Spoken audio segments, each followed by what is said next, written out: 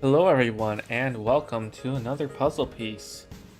Back again with another part of Atari 50. We are officially crossing the halfway line by crossing like the 10-year mark of Atari's legacy. Um, that's just how it be with Atari. Yeah, last time we did part of the DLC, all the Intellivision ports, as well as some of the rivalry stuff. We're gonna go into the the video game crash and other eccentric bits from this part of history. Yeah, I don't know. I guess this has been like technically a continuous running series for Puzzle Piece. It's just we've had a bunch of the Halo streams in between. But yeah, Halo's gonna probably be paused for a couple weeks, and then we'll get back to that. So might actually have back-to-back Atari streams. Ooh. Yeah, so that one market crash. That didn't mean there weren't any. The game industry was about to suffer a major market crash in 1983, but that didn't mean there were no games to play.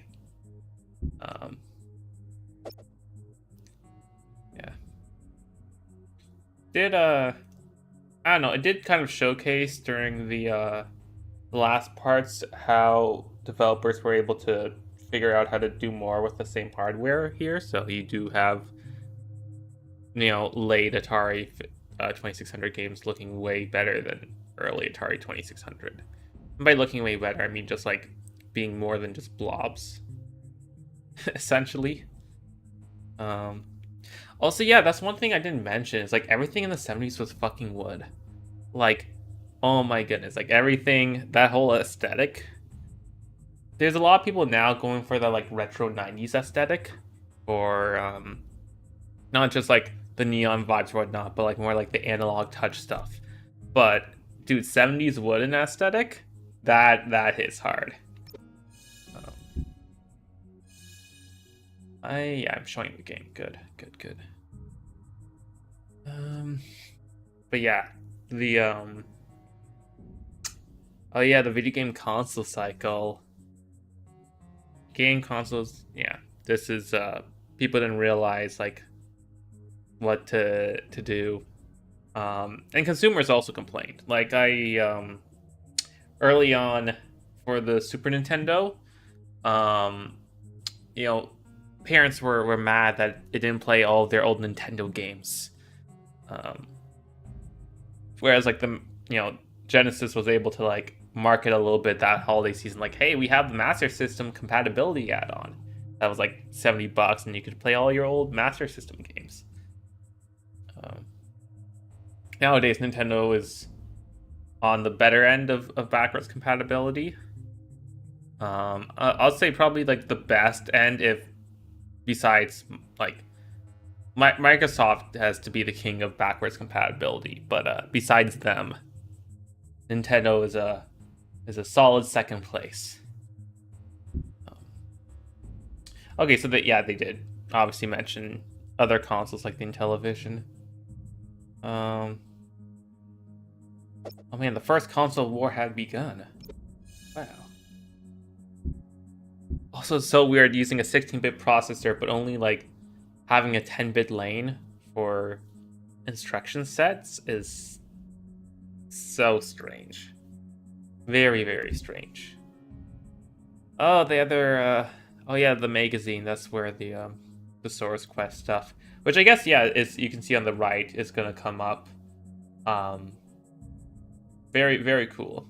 Very cool to, I got in pretty late on the magazine train. Like, I only had the last couple years of Nintendo Power. And every now and then I look at like, there's some good Kickstarters for retro magazines, like the PS3 and PS Vita retrospective ones are very good. And a couple ones that are like try to be like books and they don't sell digital versions, which is a shame.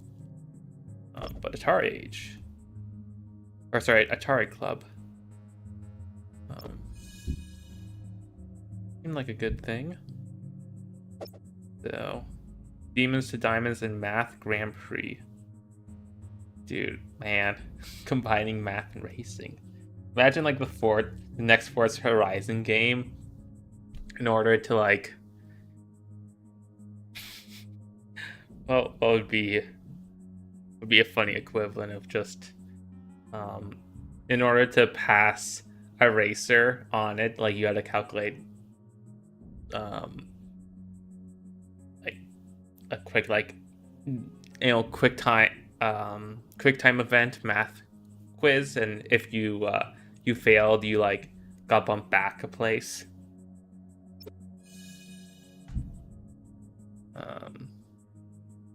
Of course, you don't include the math one. They never include math in these.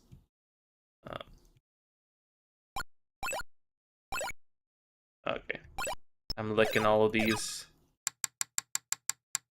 demons.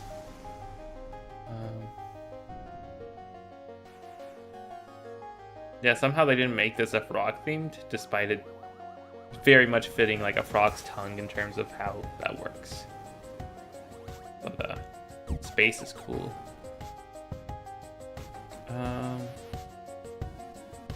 Yeah, so a lot of those Intellivision sports games, they ported out really well, but I guess Atari also put in their own, which, I mean, volleyball looks a little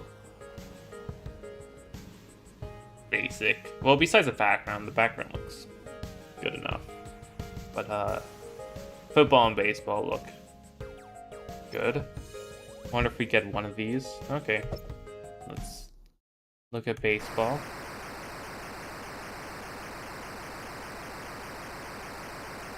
Look at that, they have pants. Innovative.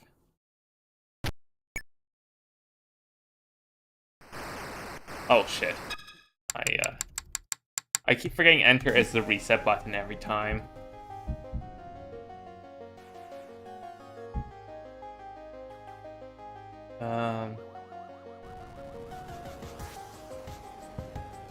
Volleyball for Intellivision did not try to replicate real life volleyball.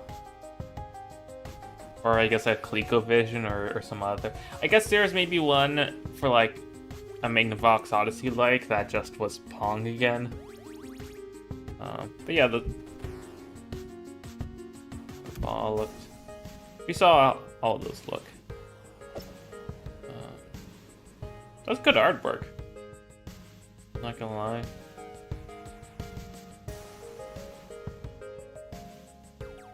Very much screams action.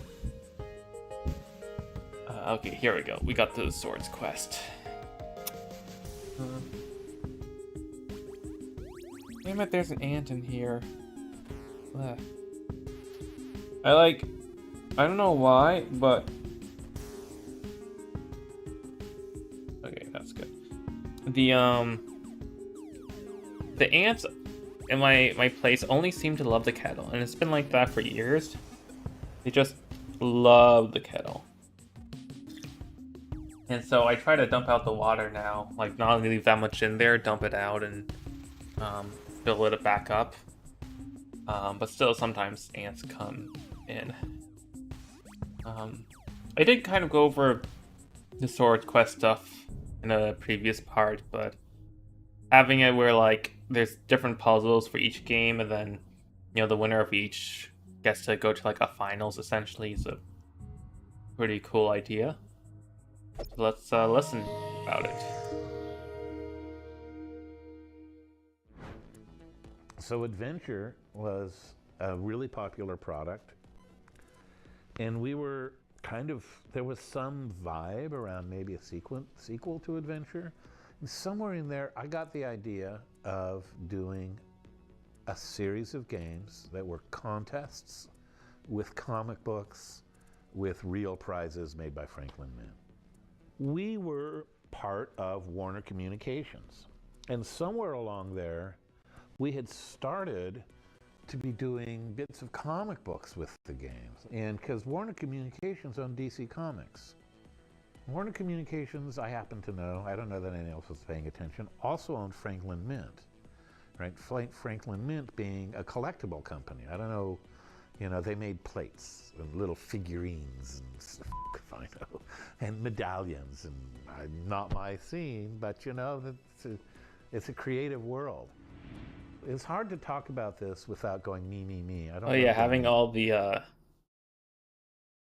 the glitz of the physical prizes is also nice. We for a hackathon that my team participated in at work. Part of the team participated in a project that got it won, and they finally got their award in, and it's a nice one of those glass, not like diamond because there's thicker at the bottom, but this type of shape thing. A couple of them have on the desk because it's really nice to have that.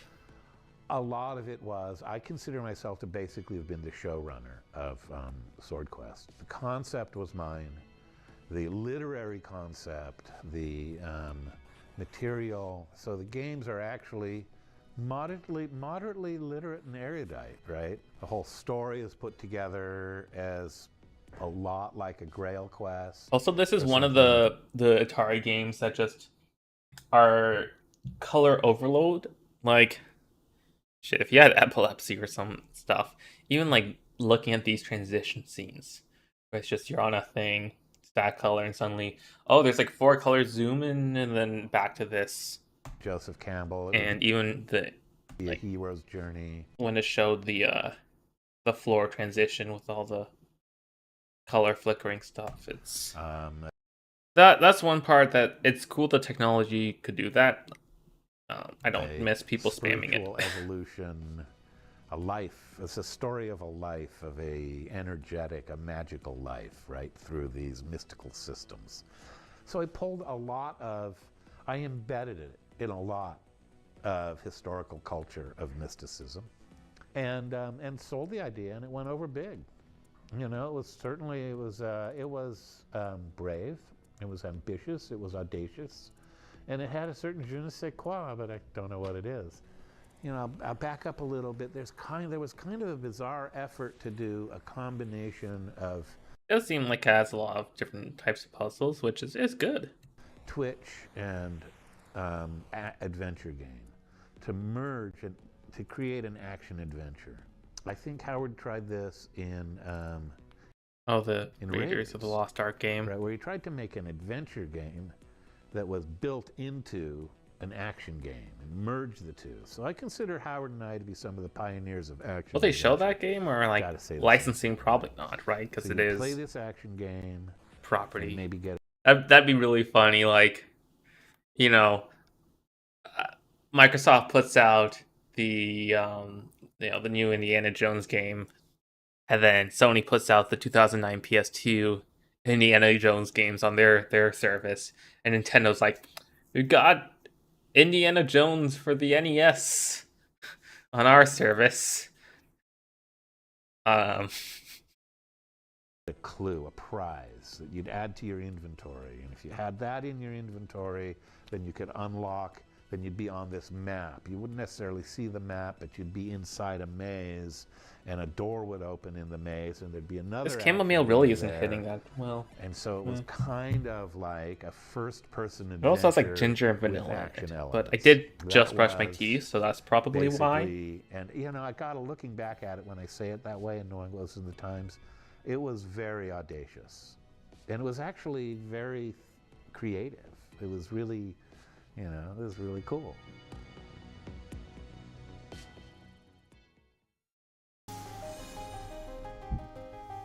Yeah, the comic book.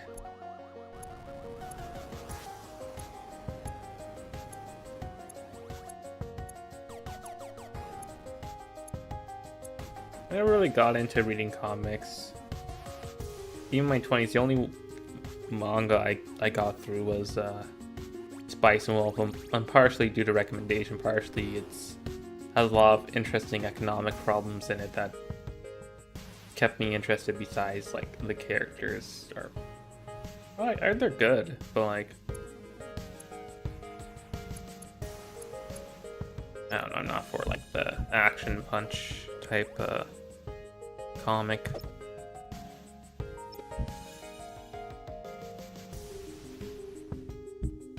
Yeah.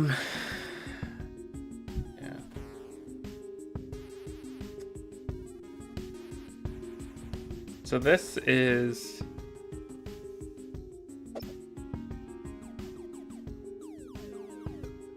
so I know the last one was planned to be like one of them was planned to be comic only. I thought the first one is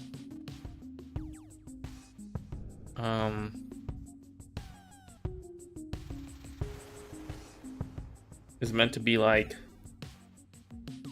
you could still buy them as regular games. At least the first, you know, then the Crash, but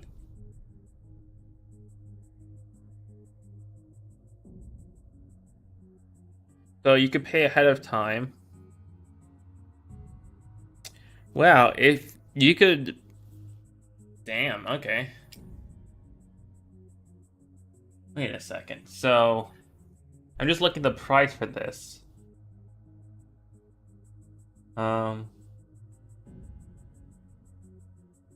Okay, so it's $40 per game. You could do credit cards were pretty new at the time, so you could have it automatically billed to your credit card, or when each game you got the game, there'd be a bill, and then you would actually like go and pay it and send it back to them. Okay, that makes sense.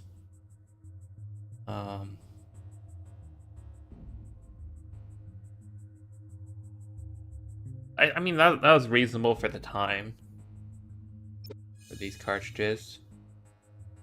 Inflation and stuff, but listen, cartridges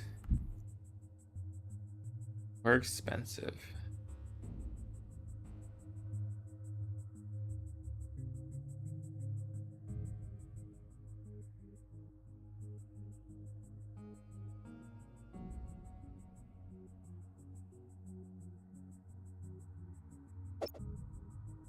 Also, like, you know, listening to this is like, or watching, going through this game, it's interesting to see when companies pulled out. Like, it wasn't until February '84 when Mattel pulled out of really taking video games seriously. Okay.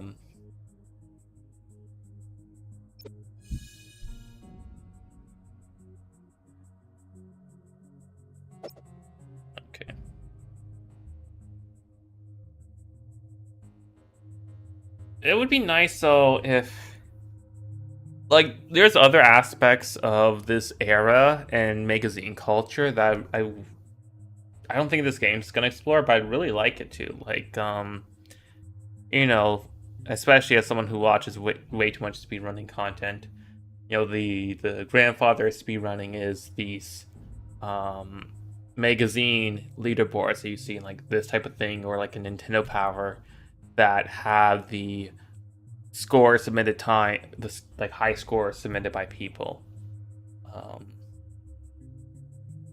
and like Atari did shit like that, right? The infamous Todd Rogers thing with Dragster involved actual Atari employees being there to like, okay, sorry, like specifically one of his lies that he told involved Atari employees being there to validate an in-person showing, which didn't happen. But if like it was believable enough that Atari would be involved in that era, that there must be some other involvement that they did, because ultimately that was tracked by, you know, Guinness, but in the modern age. But you know, Atari might have had their own leaderboard for a couple of years that they could have used initially. So that 16 and 5 was actually shown in the preview thing. Those are clues, and then you look at the comic, and you need to combine 10 words.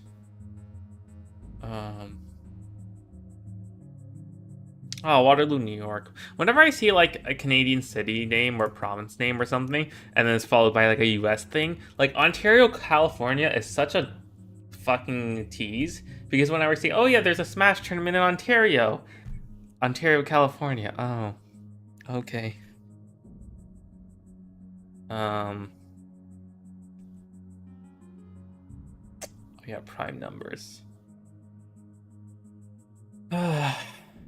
So they just had to do look at the prime numbered pages and panels.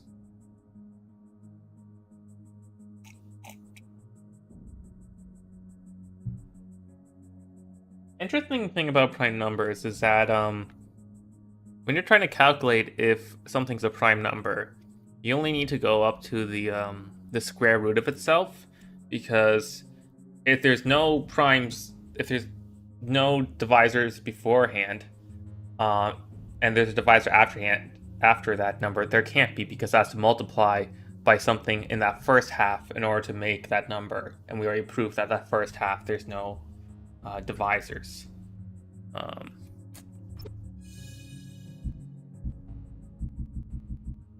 I am going to be making probably this week, and I'll work on a coding question for when I actually perform interviews.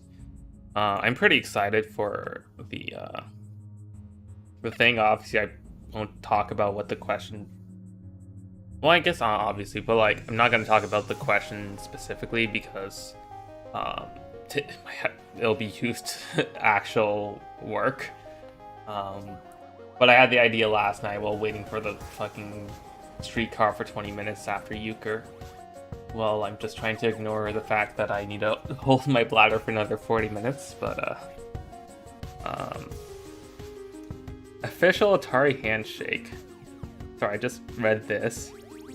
Clasp your hands together, lift the other person's thumb, and grasp it with your free hand. Rotate the thumb you're holding, make believe the joy. Like, oh, your free hand would be like this, and just... That's dumb. That's dumb. And they're accidentally dislocating their thumbs, yeah.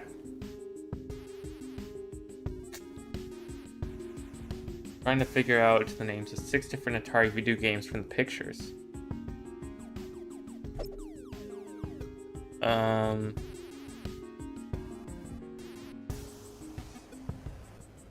don't... What the... I mean, if I knew the games, like... Is like 3 like Night Golf or something? Night... Wedge...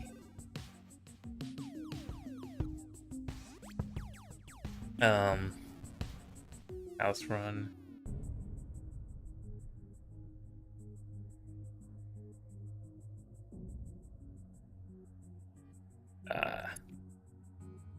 So 3 was Night Driver. Okay, 2, let's see, so House Escape. Maybe. Home Run. Okay. And one I saw was Defender. D, and then like a fender bender. What? I can't even tell what that picture is in the one slot. Video ball? Video pinball. Okay. Gorilla Cancom? 5 is Missile Command. Command. Oh. 6, you... I want to say Unabomber, but no, that's not. The person is there. Human Cannonball. Man Cannonball.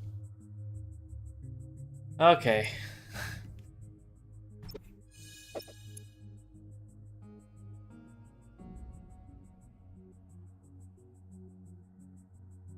There's a lot of confusion of the rules of that one, and we've decided to check with our legal advisors before announcing the winner. Please don't call us to ask.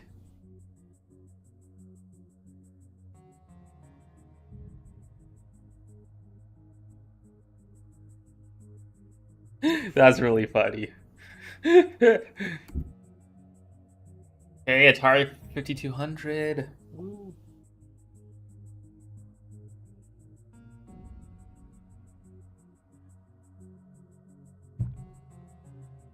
I mean, I'm curious in terms of the technical specs if we'll go the technical difference between the 5200 and the 7800. Um, because the 5200 still had like a lot of good capabilities. It's just who the fuck's using it because the market already crashed. Um, yeah, the analog stick was. Oh, it didn't automatically center itself. Damn, it's intentionally designed Joy-Con drift. I see. I see. Okay. Uh,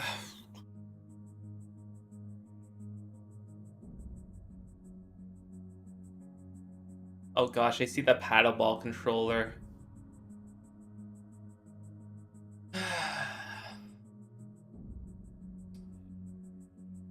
This is I'm I don't know, I'm glad modern controllers are good. That's all I'm saying. I'm glad modern controllers are good.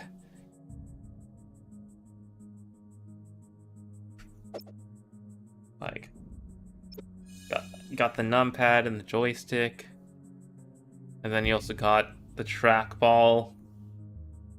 Like some of the games benefit from that in the arcade, but like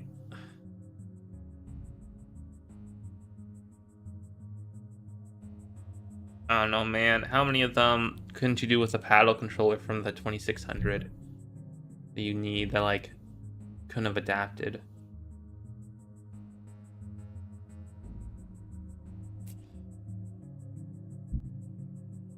Yeah, we're just gonna go into this the tragedy.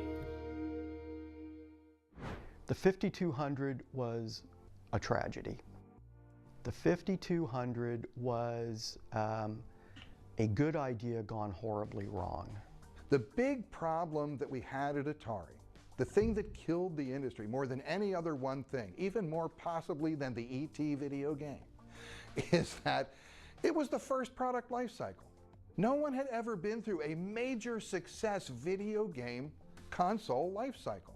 So where does it end? Nowadays, when somebody comes out with a new system, they already are designing the next system because they know the life of a system. They know a console is good for a certain number of years, and then it's going to die, it's going to fall off, and that's when we need to be ready and prepared to come in with the new system. Holy crap, you know, our first machine is finally falling off the cliff. We need something. We have something. We can take the 800, 400, 800 computer, repackages the 5200, spit it out, and we can do it. So the 5200 was basically what the 400, 800 was going to be 3 years before. It's a tough business. Business is cruel. And you know, like I say, I'll say it again. I do like when talking about the life cycle, you have other areas like Japan and the and Europe to compare where um the 2600 definitely came out a few years before those two countries really popped off, but um like it definitely I don't know cuz both those definitely had the computer aspect. I'm just like wondering like how consumers in those two markets reacted to generational life cycles because like I'm pretty sure that there's a PC, both the PC Engine and PC Engine 2 were in the well, not the PC Engine, the PC. Fuck, what's the? Actually, let me show. Let me show my screen so I can flounder in front of people. Where the heck is this? YouTube. I do that cutoff view, but I'll fix it in a minute. You'll once we get to Wikipedia.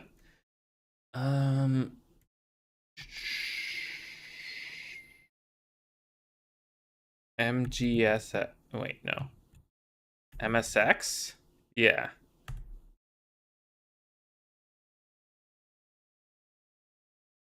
Why the heck does Xbox have an article about this? What the fuck?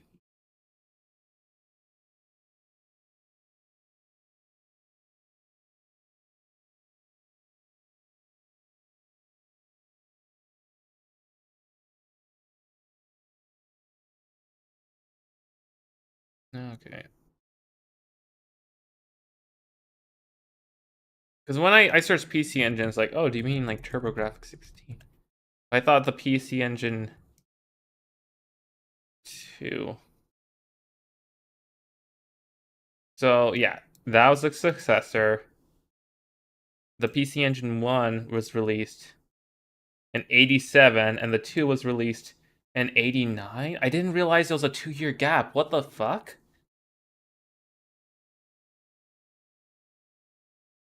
Oh, only mods up to. Okay. I just figured this was like a regular life cycle I could use to compare. I didn't realize this was so fucking rushed. Um,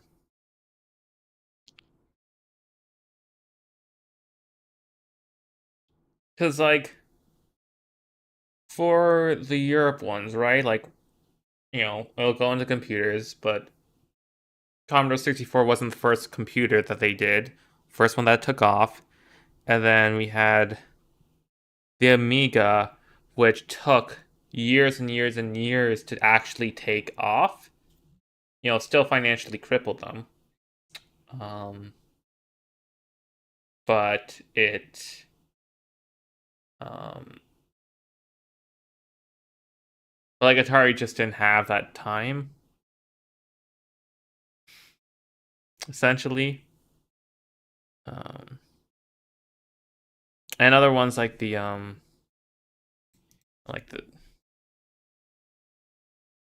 Spectrum, like you know, this is they didn't really do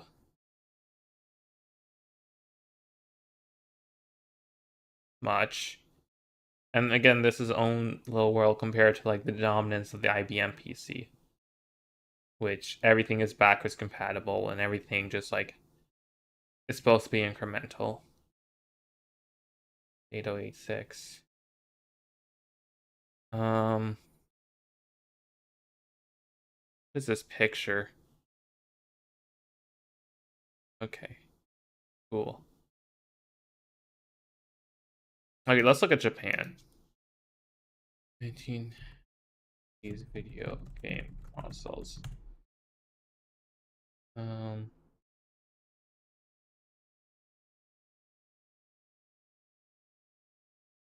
this. Oh, like all the games that are getting, floppy disks, so the magnets. All my floppy disks are just like all the data's gone, right? They've been magnetically reset, essentially. Um, yeah, we got your Pong consoles, your Famicom, your Master System,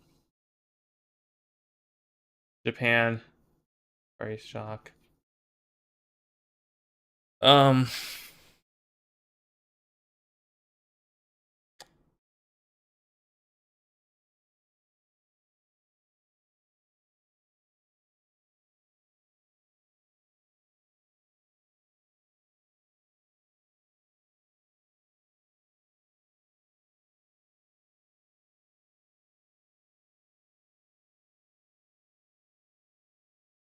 A lot of us going over arcade stuff.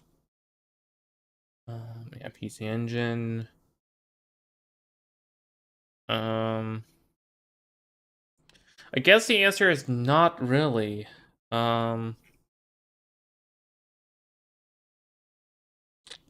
Japan, which makes sense. Japan was still pretty cool with, arcades. Just doing that stuff. And keeping with their on consoles for a couple more years. And then Europe had PCs.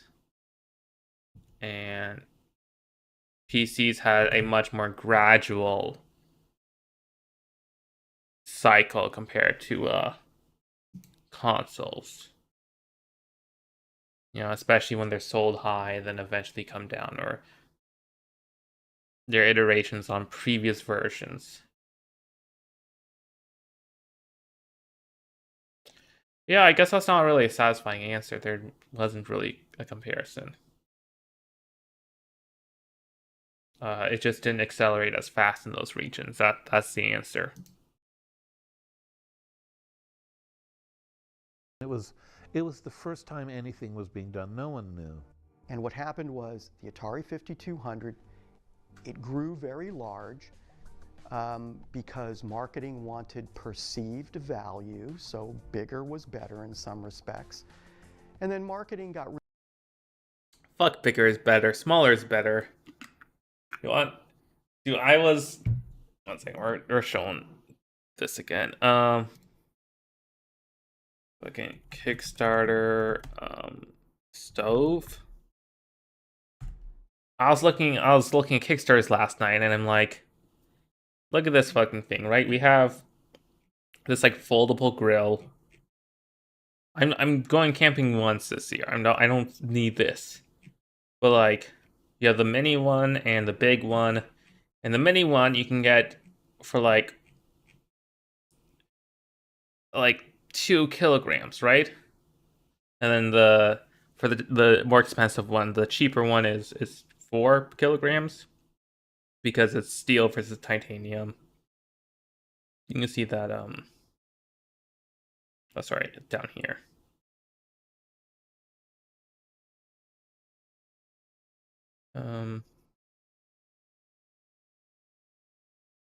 Yeah. Unfortunately, the super early bird's gone for this. And this is also US. And also I don't need this. But like, look how small and this just works. That's great. Like, you could just fucking tote bag your shit. Smaller is better. I don't know why I decided to. I was looking at a lot of, what else was I looking at? I was looking at starter HDMI. Looking at this thing, which I kind of want the other way. This one essentially takes, any device using DPL to like USB-C out for regular stuff, i.e. Steam Deck and a MacBook, but like not like a Nintendo Switch, and it does HDMI out at like someplace else. I want to get my HDMI devices and be able to plug this into my smart glasses. I want the other way, but this is the wrong way for me, essentially. Yeah, I looked at a couple others. Let's get back to fucking Atari. really focused And yeah, the PS5 was too big. It's still too big. The Slim is helpable. on the Intellivision, and Intellivisions had a bunch of buttons. They had a keypad, and they had this disc with 12 distinct regions. And so, hey, if we put an analog stick here, and one that doesn't self-center was the great idea, this will be a better marketing message than the Intellivision controller. And of course, it was a horrible experience. The company lost focus on what was important, and it was gameplay's important. Good games sell, bad games don't. If you've got a bad control mechanism, Doesn't matter how good the graphics are. It's not going to be fun to play. Now what do you do? So, and that was the thing. Engineering we really wanted to do something cool, right? We wanted to do like a real The rule next of generation, cool. because the 400, 800 was already last generation. The engineering team and the creative team, the game designers, we were so upset, and we all felt that we were making a wrong decision with this controller, that we put together a petition to upper management, and we just explained that, you know, this is a great product, the control is lacking, we've got some other alternatives we want you to see, and my name's number 3 on the list of the petitioners. Oh, please show that list. I Please wasn't show that someone who signed list. petitions so much as talk to people behind the scenes, because I always felt that was more like the way you operate in a corporation. And but I definitely put the word out whenever I could that, like, you know, this is something we either should have done a few years ago, or, you know, can't really do now. We told marketing, hey, we could make this 2600 compatible. They didn't want anything to do with that. They said they must be very.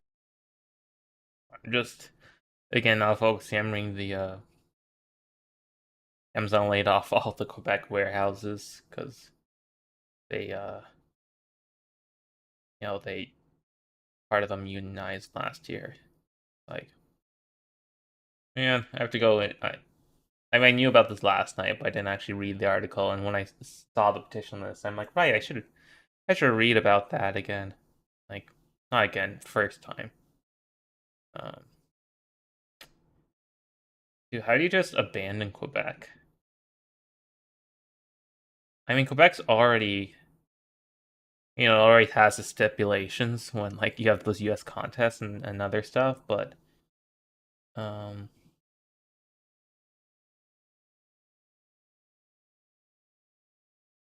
yeah. That's, very much regrettable. Very much, a dick move. Bad move by Amazon. Anyways. Very separate and distinct. We can't have backwards We can't have backwards compatibility. compatibility, Off. which at the time we thought might be a great feature. It's a good way to get people that have these Atari games already and keep them on the Atari platform instead of giving them an opportunity to jump to another platform. And so we designed the product specifically so that you could never have 2600 compatibility. About 2 months before launch, they demanded 2600 compatibility. And at that time, we had to build an adapter. And then we actually had to modify consoles that were already made, the first ones, to work with this adapter. And we called this thing the piggyback parasite. We were just horribly embarrassed by that situation. That never should have happened. There was some big time denial, around Atari, because nobody wants their parade rained on. And when it's the best parade you've ever imagined in your life, nobody wants to see a cloud. You just don't want to see it. So we didn't.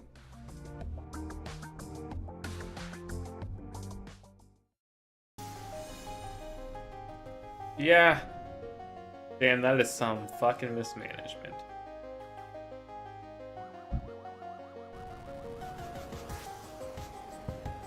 At least you do have some of the 5200 games. I did not do a great showcase of what the 5200 could do. Like, pixel fidelity is a little nicer. And then otherwise, this is just breakout.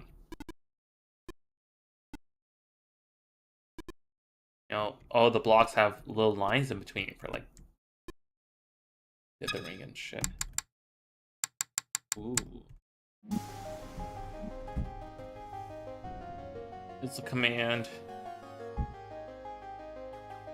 Our raiders.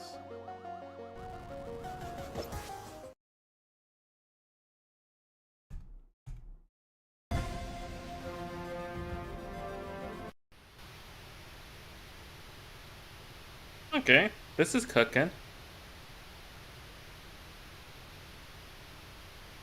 I like this.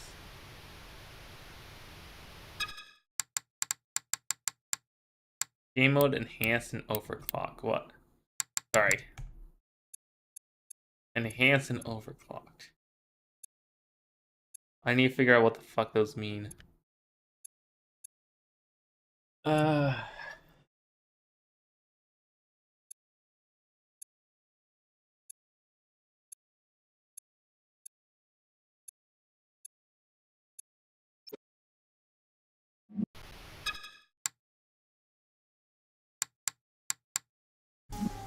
Okay, what the...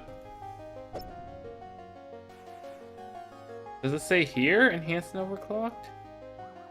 Oh, is this because like the original game would be like 2 frames a second? Shit, okay, let me try regular mode. Let's see. No, regular mode still does good.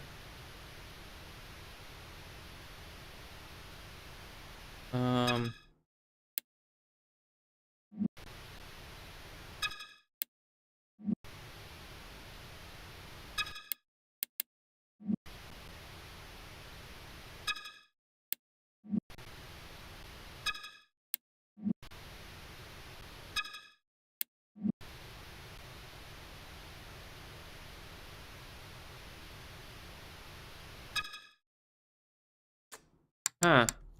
Can't really tell.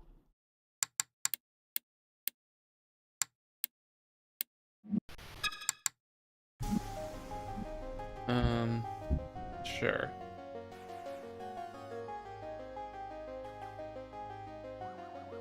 Okay, let's try Centipede.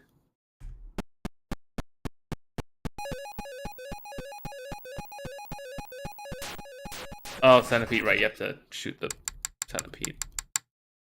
Okay, well, show the 2600 version, or 5200 version.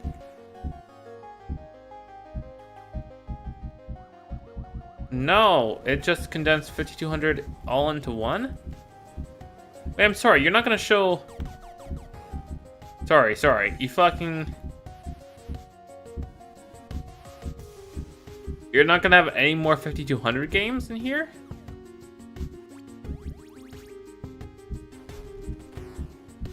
We can't even compare the... What the fuck, Atari? I want to see a comparison of these two.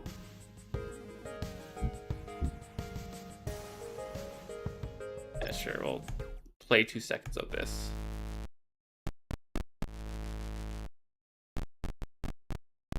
Oh, slippery. Okay.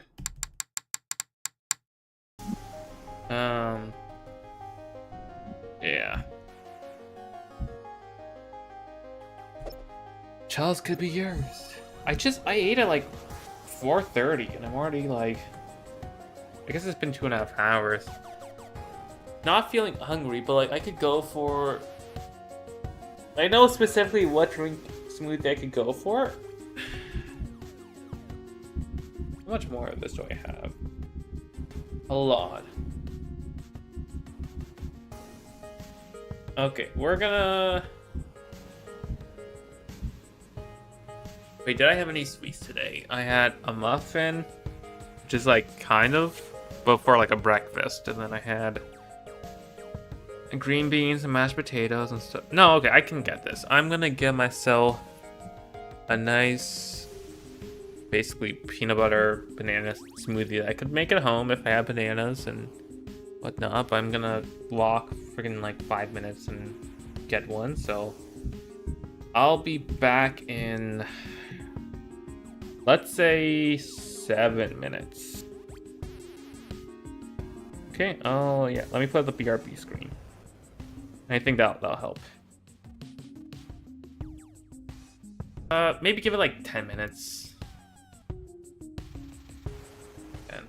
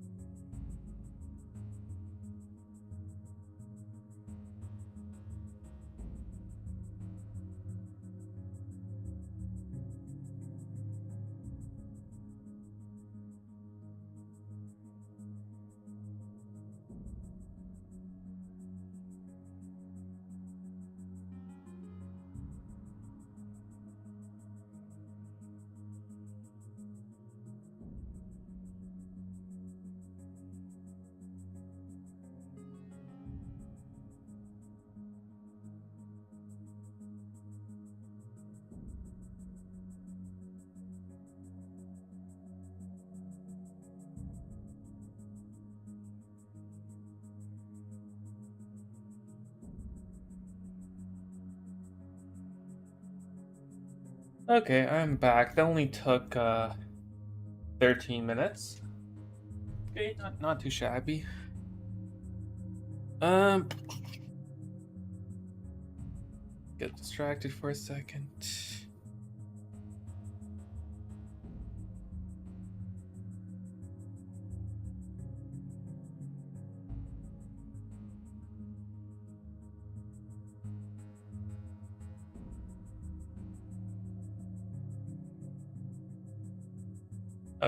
Okay, I'm back. Yeah, let us continue on. Is there a video I can play while I start slurping this? Let's just play the crash right now.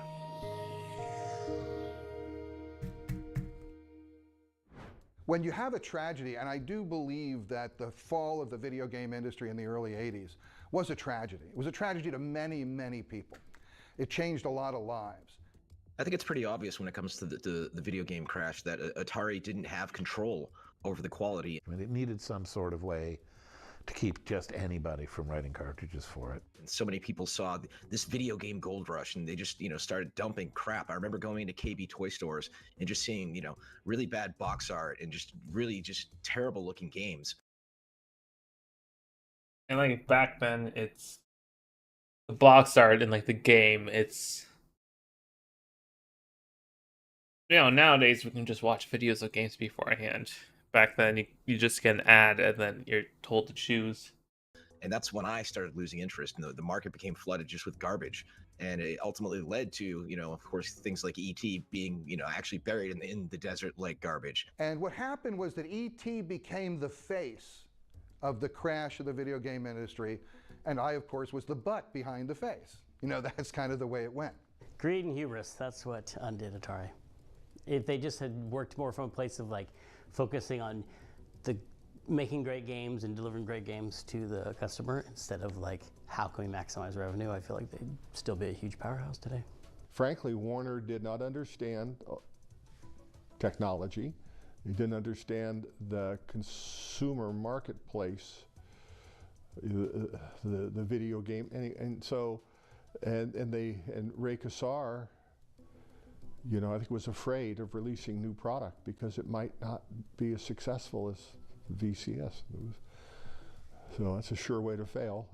I regret that we didn't have a new console by '84 that would have made it so that Atari continued to be a really viable business.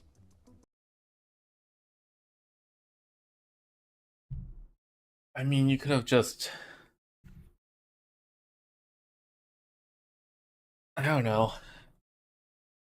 Like after releasing the 5282, it I don't know. Do you try to make that work or abandon ship?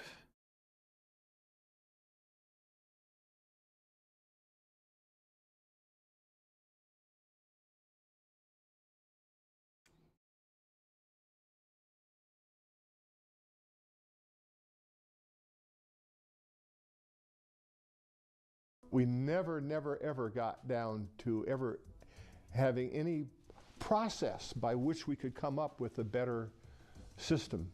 Even to say, I think people do believe that like if they just released like the 5200 earlier, or if they released the 7800, or they had done different things, they would could never have they would have survived the crash a lot better, and they would be like a powerhouse today. Like as a kid, I didn't know much about business, but I just felt like something was wrong. No one knew anything. Certainly no one knew how to replace an existing console with a new one. The real one-liner about why the game industry crashed and went away is that it was a first product life cycle and nobody knew what to do.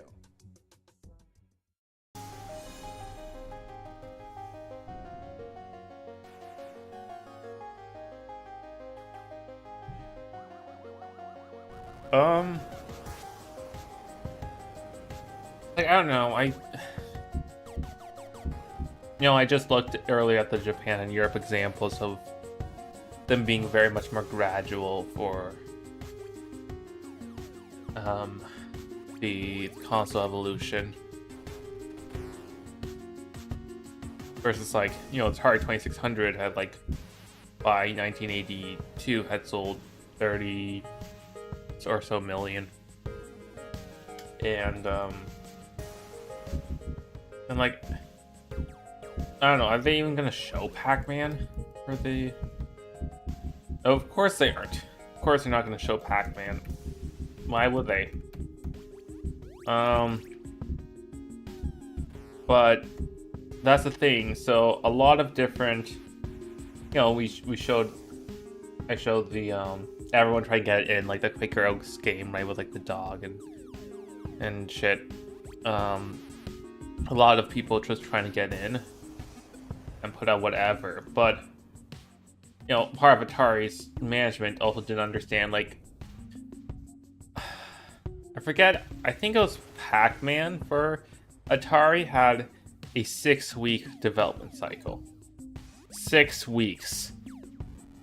And like, E.T. for Atari wasn't that much better for how much time they were given. And I think really emphasizing that, okay, maybe third parties, they couldn't, you know, trust, but you could always trust the Atari game. I think the regular consumer would have understood that if Atari didn't shoot itself in the foot with its 2 highest profile games of 1982.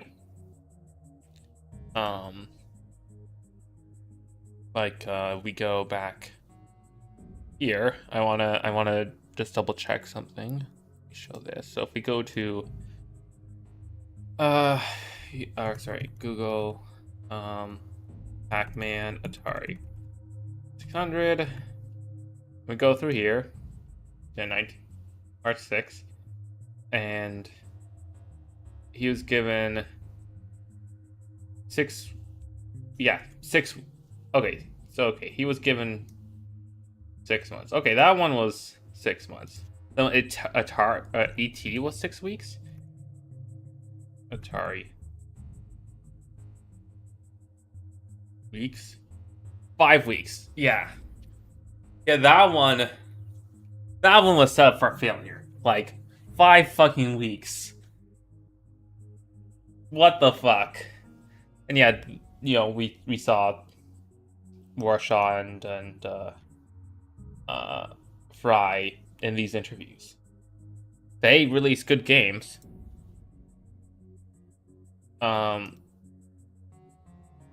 Right? Like, you know, I will say that, like, I could see... It's weird because Warshaw probably had a better chance to fail, even if he was given more time, given the track record. Like, Raiders was a cool Atari game, but it also had a lot of confusion. E.T. also felt even more confusing. And Yars had the chance to be confusing. Like, he tried stuff that just doesn't, like, work. Like, in the scope of what the Atari could present. And what was intuitive and what was almost like friendly game design. The games he made were not friendly. And to be fair, a lot of the games in that era were not. Whereas Todd Fry, like, is it going to show any of his other games?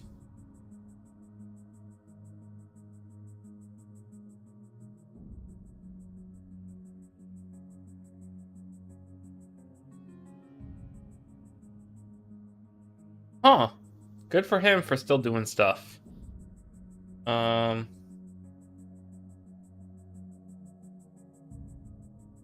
it...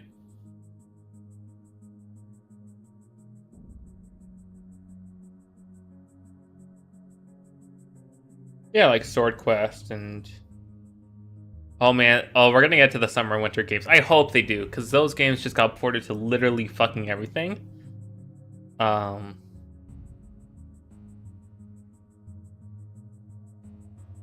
Oh, is that... Huh, was that his first Atari 2600 game? Bye.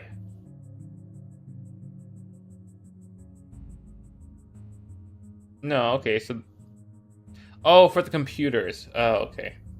Atari 8-bit computers.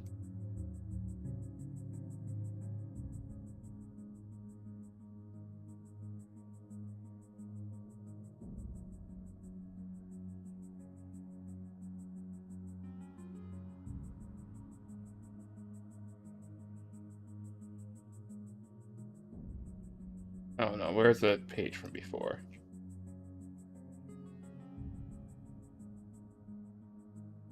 Okay. Um... So let's just read this, because if they're not going to go over Pac-Man.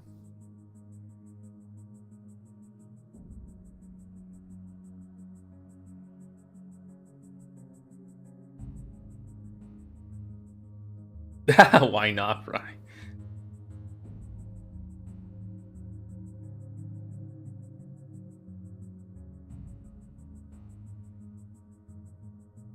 So May, June, July, August, September. So 4 months. Instead of the 6 that was mentioned.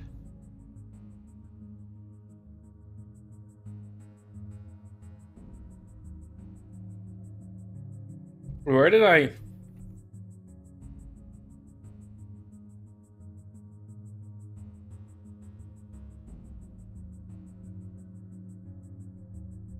Oh.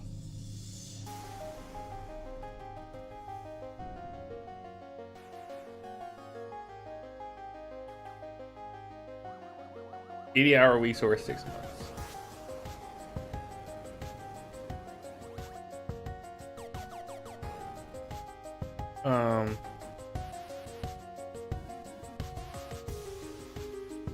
Yeah, simplify the maze.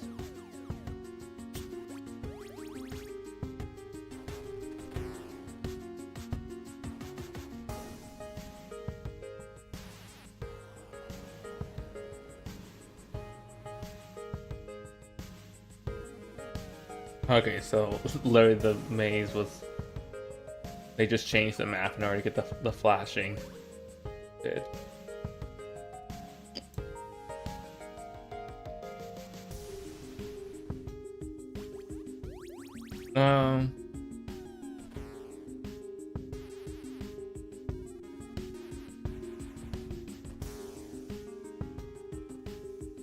Like, you don't need the flickering to make it like work. And yeah, you did have the timeline, but still, that is a good concern. This is going to be your flagship title for this thing. I give it to a new programmer.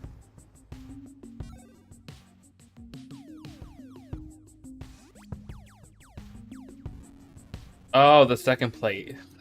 Yeah.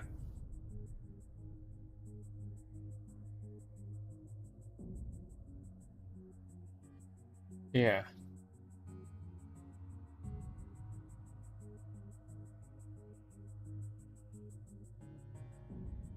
Like, this one's just... like, fucking mismanagement. So much fucking mismanagement in this company. But no, they're not going to talk about it in here.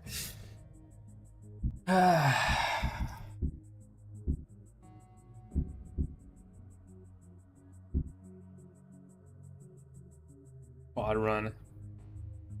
Oh, they actually did have it. Let's listen to the voice.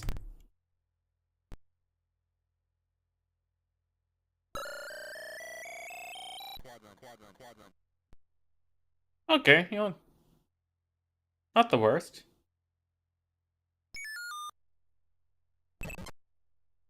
So I can see, okay, so I can see on OBS that there's a audible hum that the game produces on its own, but I can't hear the hum.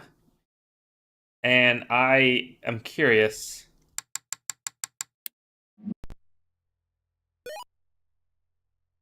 Yeah, there's like a hum that the game has that I can't hear, but well, I mean now I.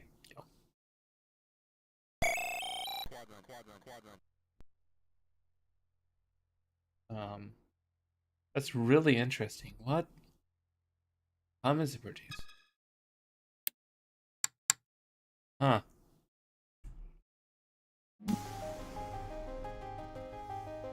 Yeah, and it's mail-in.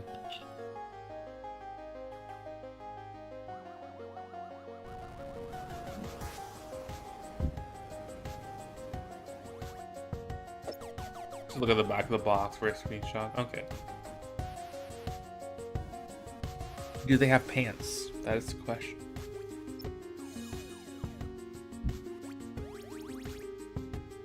They just show the art of the 5200, but not the actual fucking shit.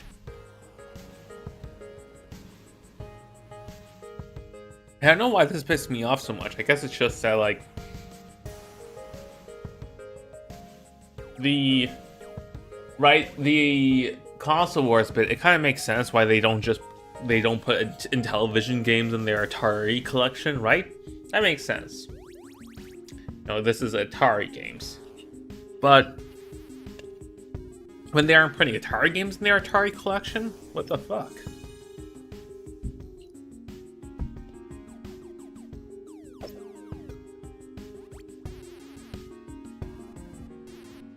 Oh, they don't have.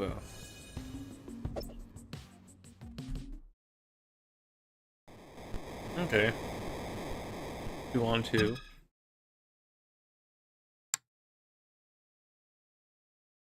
Which one's Larry Bird and which one's Magic Johnson? Actually, let's pull that game up.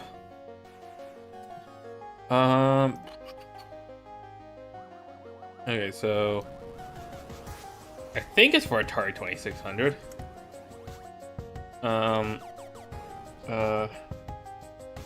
One Larry Bird Magic Johnson. One-on-one basketball. That was NES? Oh. It was 1988? Okay, 1 second. Video game. I want to find a fucking page for this. No, not fucking...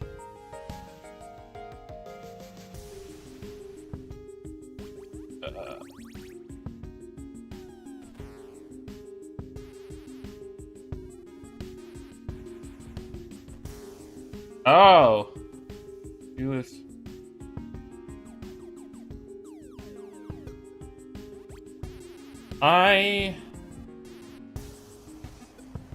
Huh.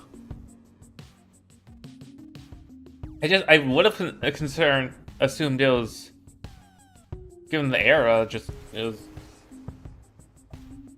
like, because he came in the league at the same time as Larry Bird. They were, yeah, college rivals. That's weird. Okay, so there's a Atari 7800 port of this, but there's no 2600. It was 83, it's a little too late. Okay, that's fine. I guess this, I mean, yeah, it's,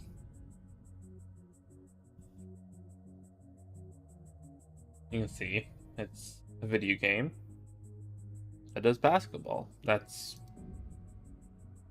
okay. Let's go back to this. I feel like some of the points are just getting like, I don't know. I thought there's a 2600 version we could compare, but I guess not. Oh, so yeah, those sprites have real Maniac Mansion energy of just like way too big heads.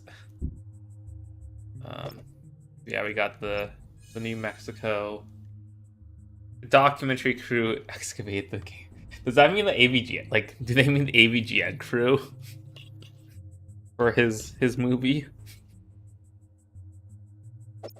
Let's see.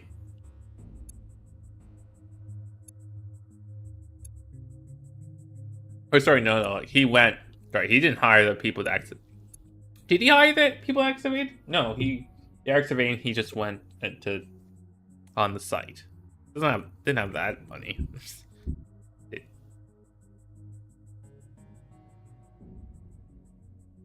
No, did he?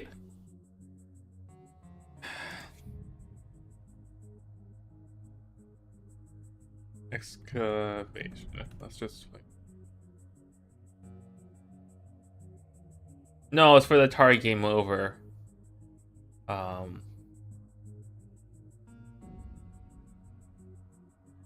Hey. Yeah, Atari Game Over. Released on Xbox Live.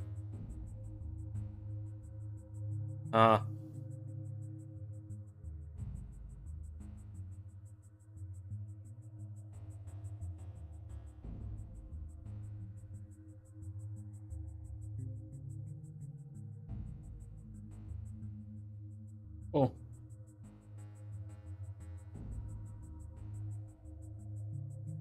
It's like, okay, at least it was made available on something more accessible afterwards.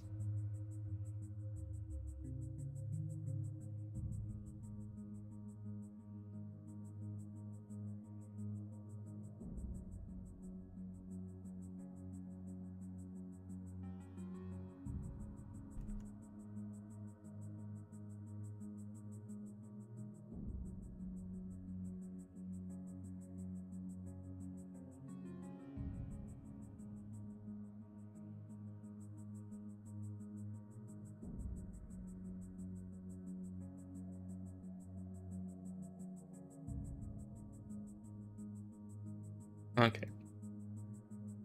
Back to the here. Hmm.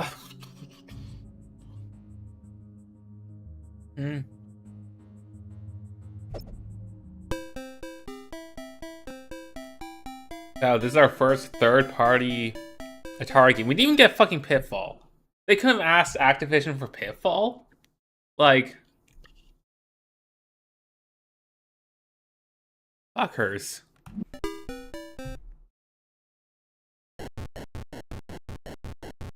Go do the thing, you know, go up here, do the thing. Cool. Yeah, it looks fine.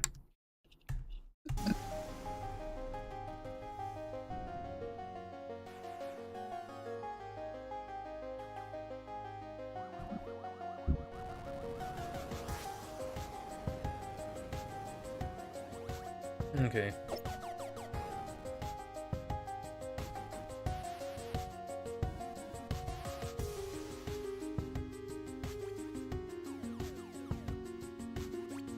Okay, so we saw from last time, Serious Video Card Arcade is just another name for the 2600.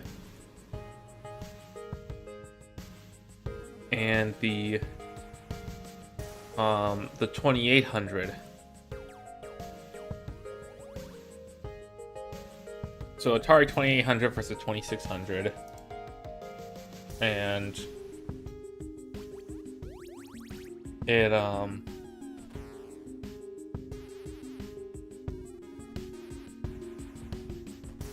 it's literally just the same console but with a different shape.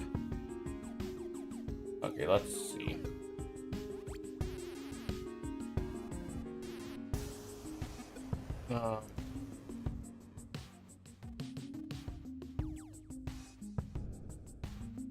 Okay, so this is,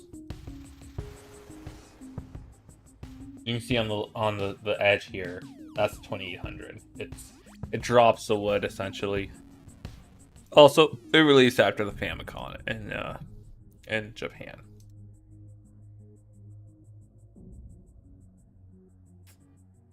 Which is funny. Gravatar. Okay, let's see. Never mind, can't play it. Like, they could put an image of Pitfall, right? Oh, yeah, the 7800 they made backwards compatible.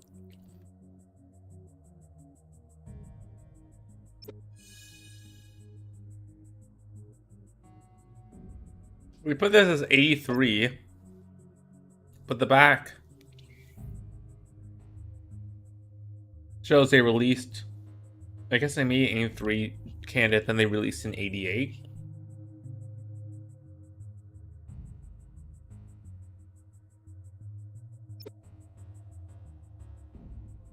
Did they not?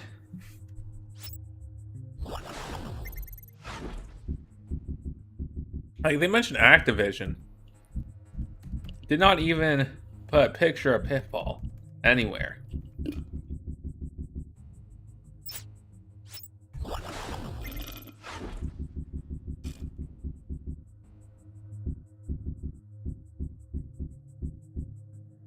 Okay.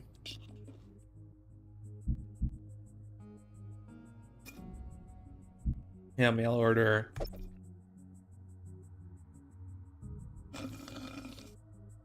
Ooh.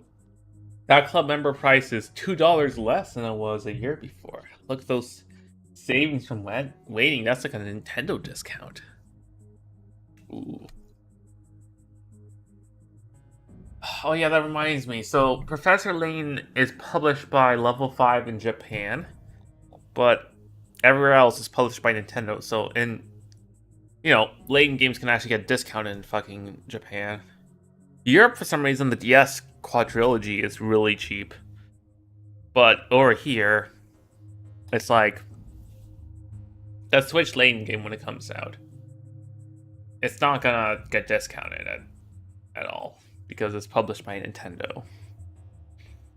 I still have like a third of Miracle Mask to go through, and then all of the one after that, and then maybe I'll get the Switch, or maybe I'll jump around.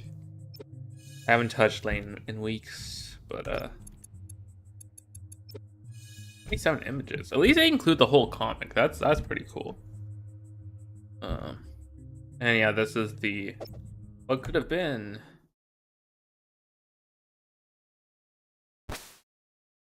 Wow, we really missed out, huh?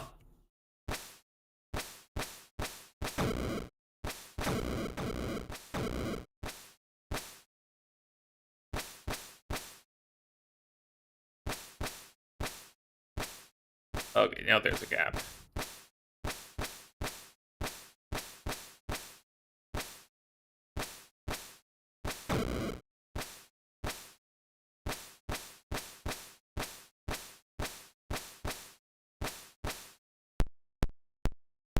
Okay. Yeah, same vibes.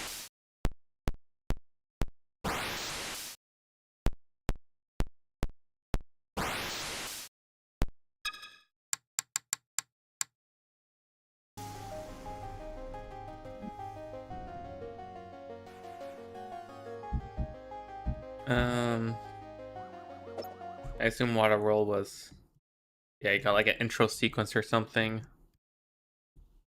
Ooh. Which is good because, again, the first game has the action sequences, but does not start out with them.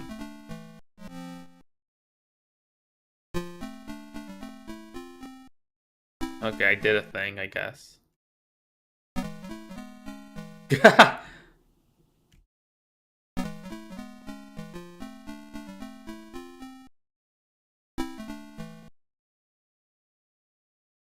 And this is Frogger. Okay. Just like Better McPixel.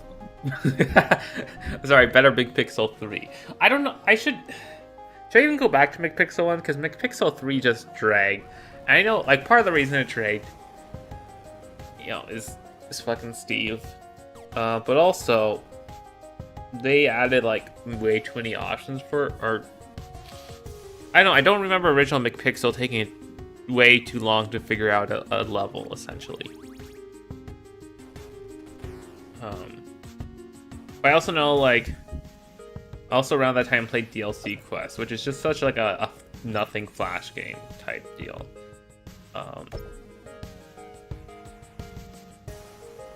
Wait, did they?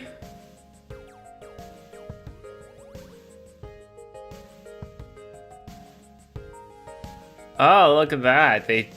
change the wires to basically rotate at 90 degrees. That's pretty fun.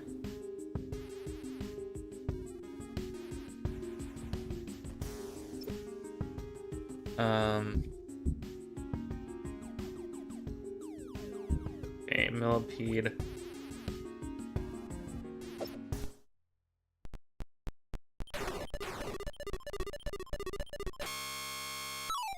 I mean, that's fair. I didn't do jack shit.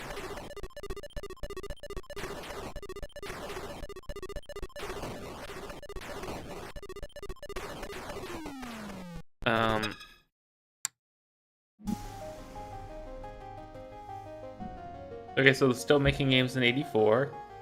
Good. Good, we can fucking compare.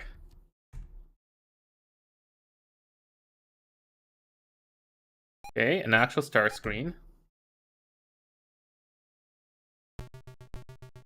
Okay, and look at that, actual multiple color thing. See, this is decent. Good, I'm happy we got a comparison.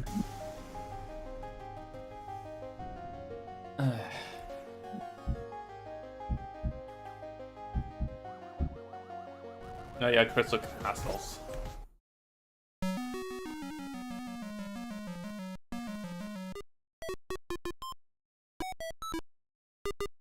Yeah, it's okay. It's getting the job done.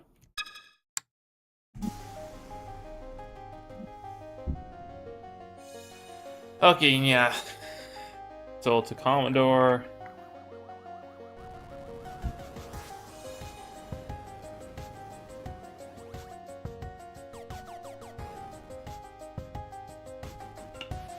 Yeah, and the layout package came. Well, yeah.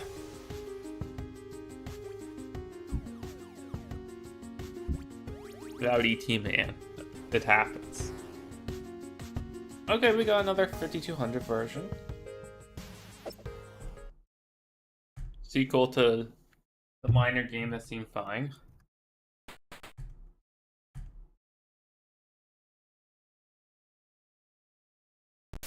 Okay.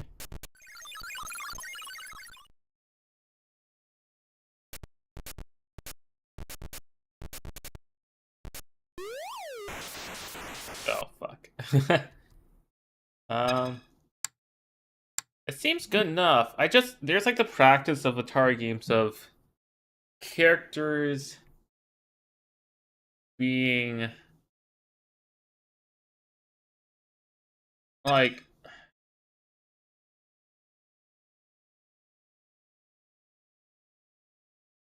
there's some of the Atari games like the volleyball game that has actual color backgrounds, but I think these games still keeping that black background methodology is I don't know, limiting, like, because like we take a game like Ice Climbers, right? Like, let's look at it's an NES black background game, and it does have a little bit of the advantage of the NES just having I'd say like a nicer color palette. But its sprites, that's, a 4-color sprite. That's a 4-color sprite. You can make stuff look better with the 4-color sprites for the main character. You just didn't. Because reasons.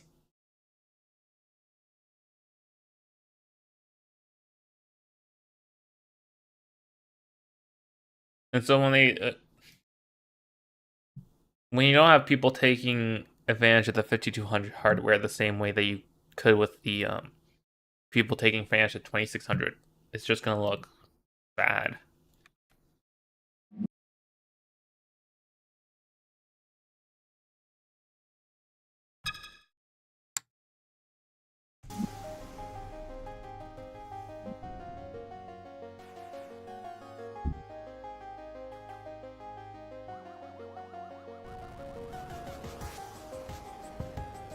Okay.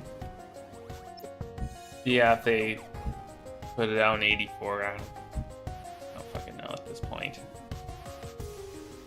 Like, they put out a console 2 years after the 5200 without any backwards compatibility or any, like, mind for anything.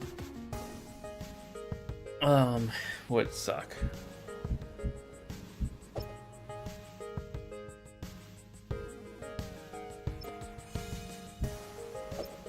So bring back the wood aesthetic.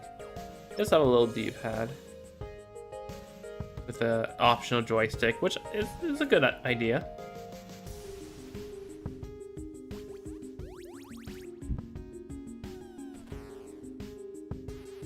Okay.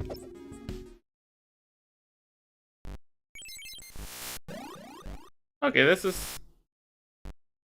Listen, this could be played on my LX, you know, my UFO 50 certified LX. That's what's cooking. And we'll look at centipede type. Yeah. I mean, this game just doesn't cook. I don't know.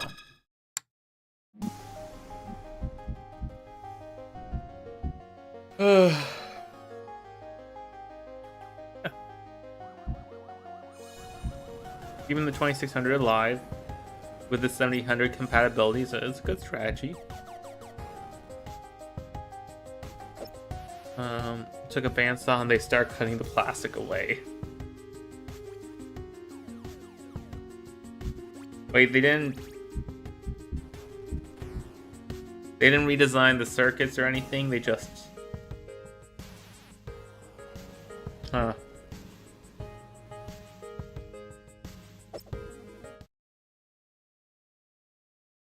Damn. Like, this looks better than the fucking 5200 games.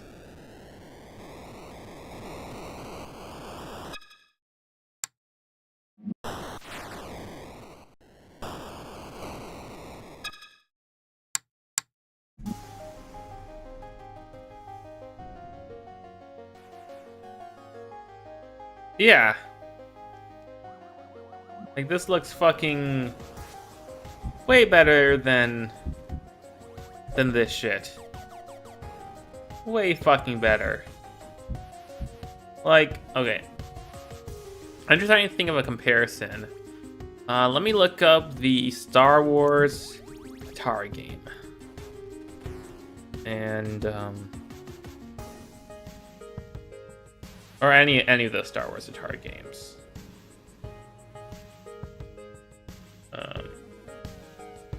And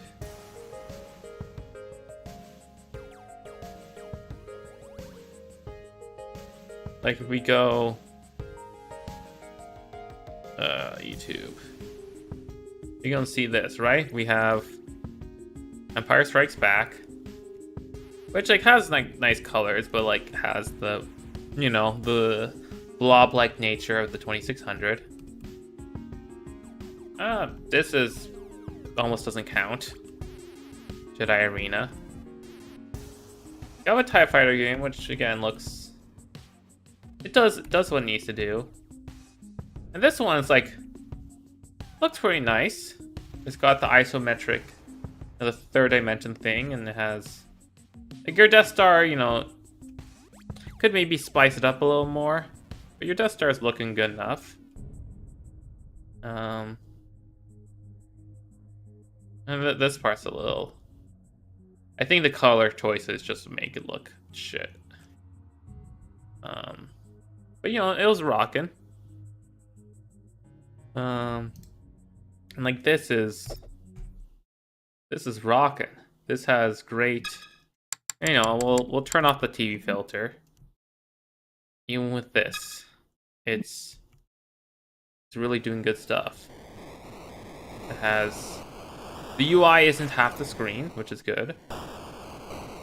And it's not abusing the color effects to be like, it understands visual design a lot better than a lot of these games. Just like making stuff aesthetically pleasing with the limited color palette is so much more important. It's so fucking important. Do you have a game like Cruelty Squad just looks like fucking ass despite being on higher tech software? So this was released on the 2600 and the 7800. Oh no, this was just released on the 2600. Okay. That's fine. It's boxing.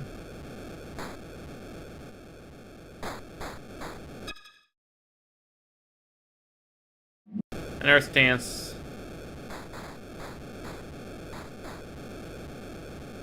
How to do color layering, good.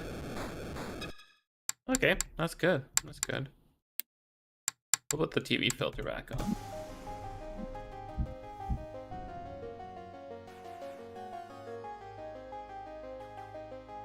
So wait a minute. After this game release, this guy went to Absolute Entertainment and then created a wrestling game for the 2600. And you're not gonna show it? Fine, we have to look this up then. What's it called? Title Match Pro Wrestling. Match Pro Wrestling, Atari 2600, and then we can look at the comparison of the two. So we'll do this and this. Tube.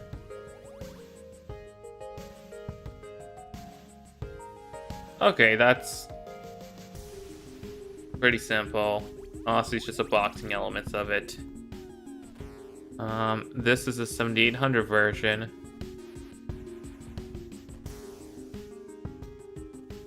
Yeah. Has better actual throws and shit. But also, damn, those graphics on either of these don't look. The color palettes are blah. Like this looks like what's this comparable to?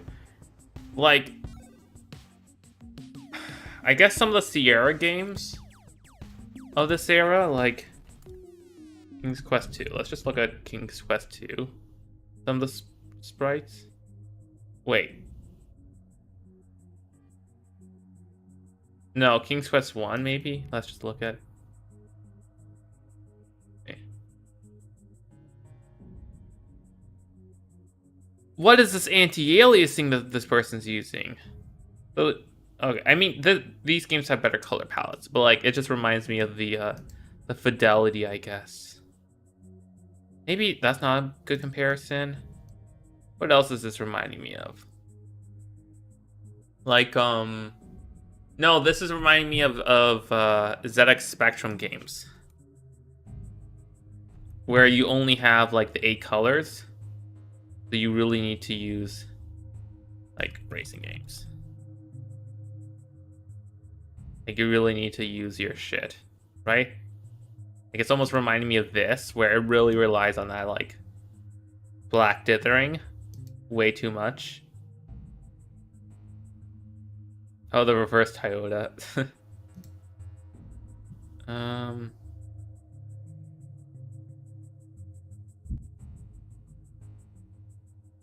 Request. Okay, 60. It's alright.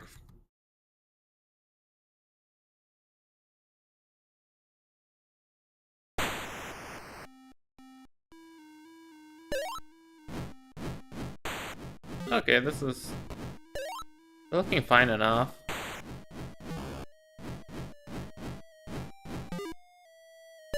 We got a nice enough dungeon crawler.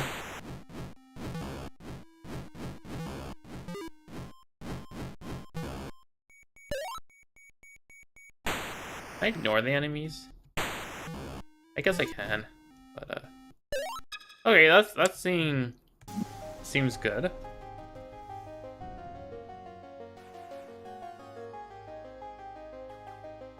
Oh yeah, Nolan was being used as a marketing. Yeah.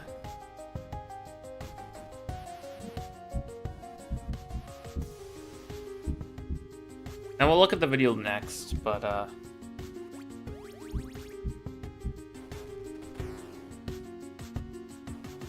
yeah, we'll look at this. So it's looking good. Oh, whoops.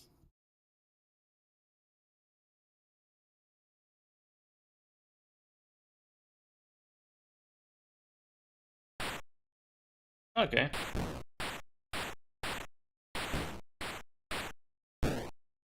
Huh. Okay. And then compare that to this. Oh, look at that. It actually tries to, like... Oh, okay, it's almost like a gauntlet. Like... Also known as Die Hard for NES. The game takes up a little too much of my headspace. But yeah, that looks good. Based on Dandy. Yeah, it's good. That's cool to see them released in both versions. Okay, at least we got nicer comparisons of these games. Okay. No one told consumers that there had been a crash. No one went to their house and said, "You don't like video games." What? Okay.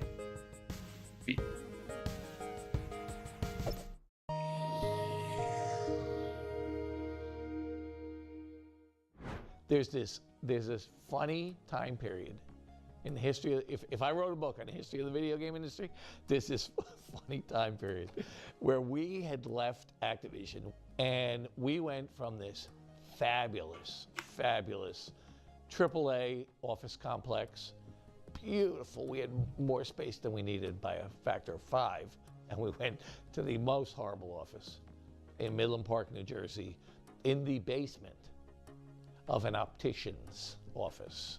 Game industry, this was after the crash. Game industry was a disaster. And it was just, oh man, what an office. It was horrible.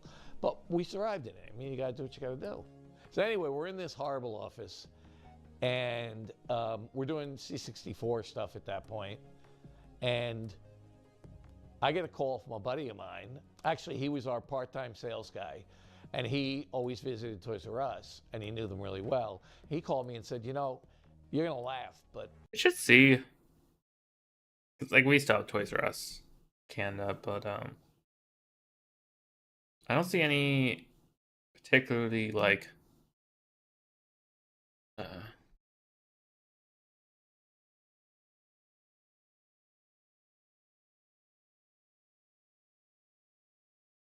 I don't know. Sometimes, especially like the stores back when it was still a thing, and you see like deals for games at other places like Walmart and whatnot. I don't. I can't imagine Toys R Us sells any sort of video games, especially because of what type of demographic it's aiming for. No, okay, it's not.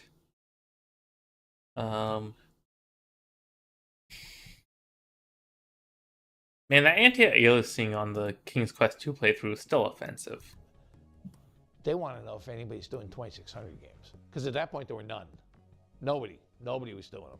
But there were 26 million consoles in homes. And people were going in Toys R Us saying, why don't you sell games for my Atari anymore? So I said, wow, that's interesting. How many would he buy if he had a 2600 game? He said, oh, you know, 20, 30,000 pieces probably. And I said, all right, I'll get back to you. So we did title wrestling. Yeah, look at that. And super skateboarding, first two titles. I mean, regular skateboarding, first two titles. And he loved them, and they sold like crazy.